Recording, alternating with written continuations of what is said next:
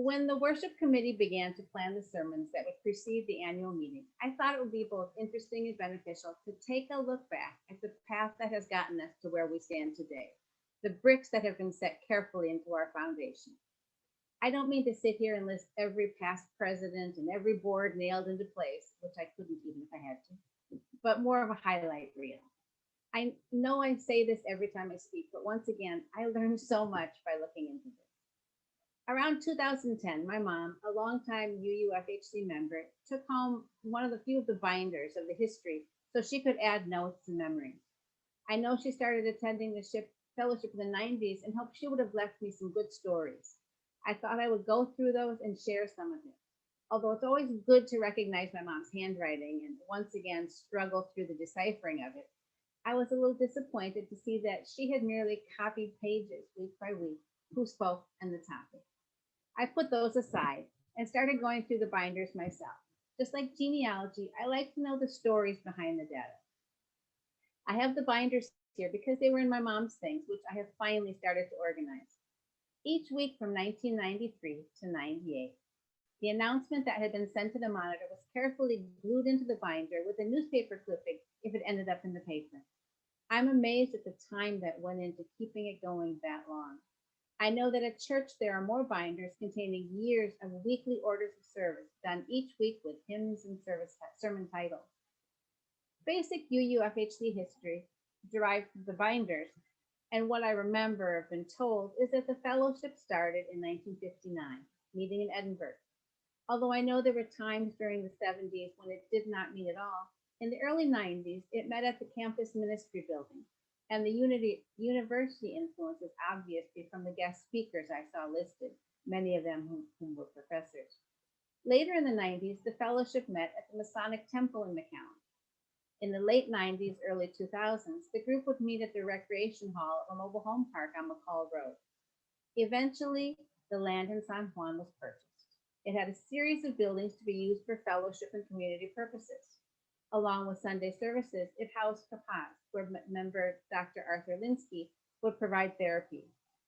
At the time, there were ongoing discussions about creating a community center, but a fire during remodeling put that idea to rest.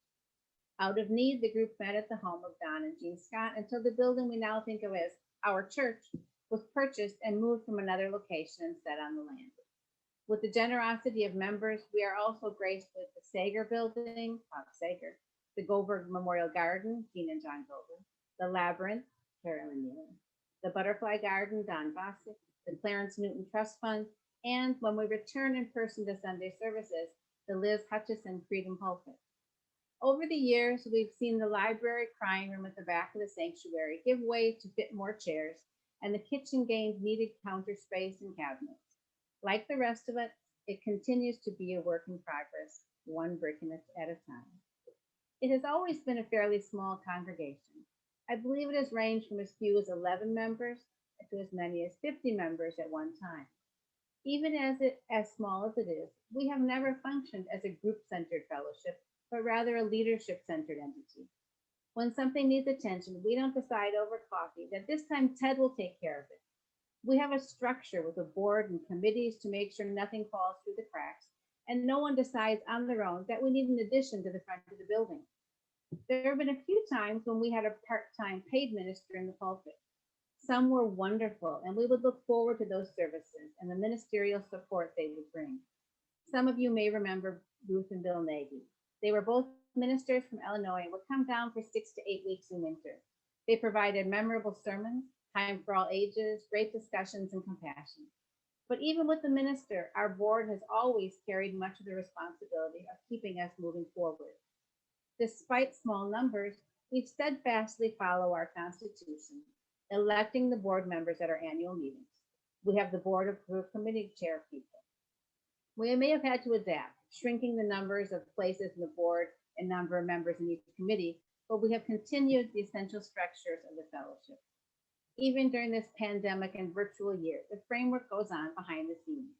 Our bills are paid, the grounds are cared for, the pledges and mails collected, the community meetings continue.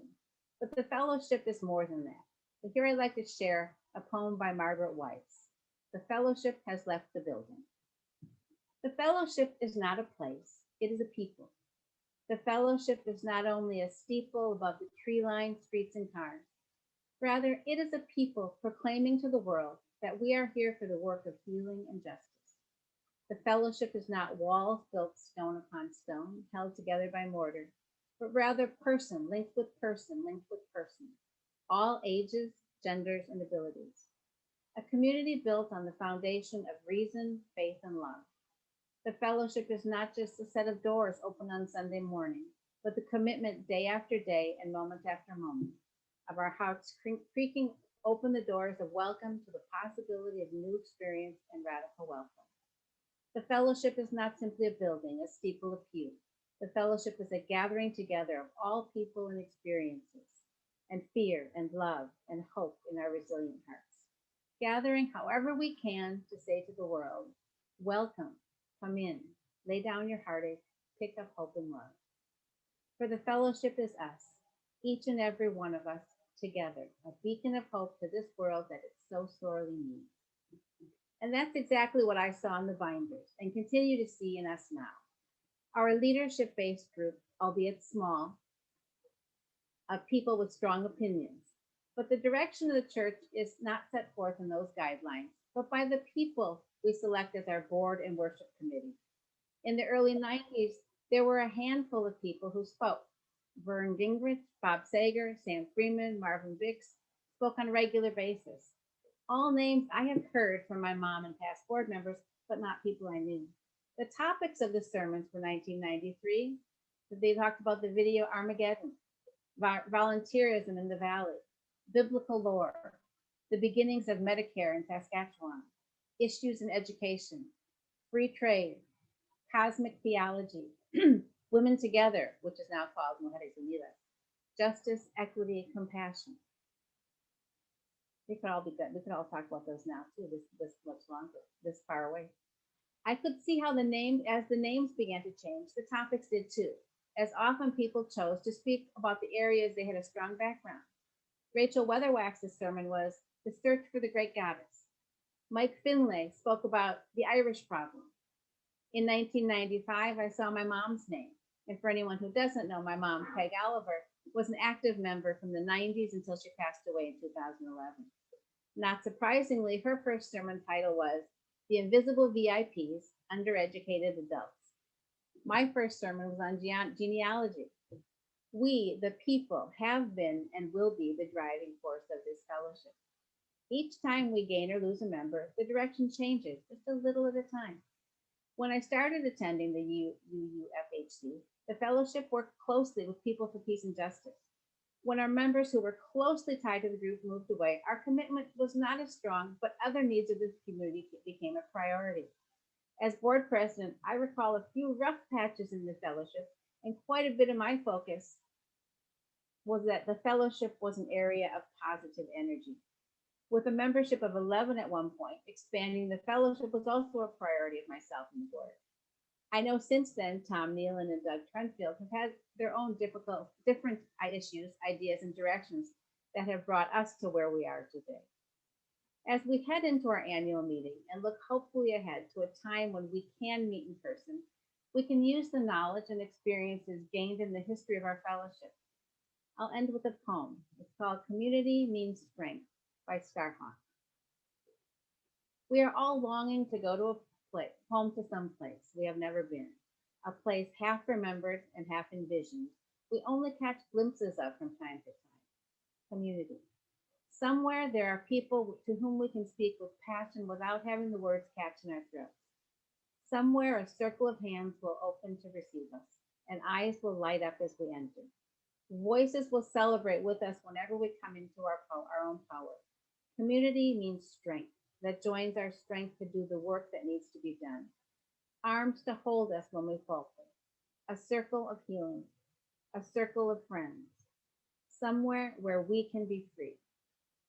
So over the next year, what bricks will each of you set into our foundation, our fellowship, and our community?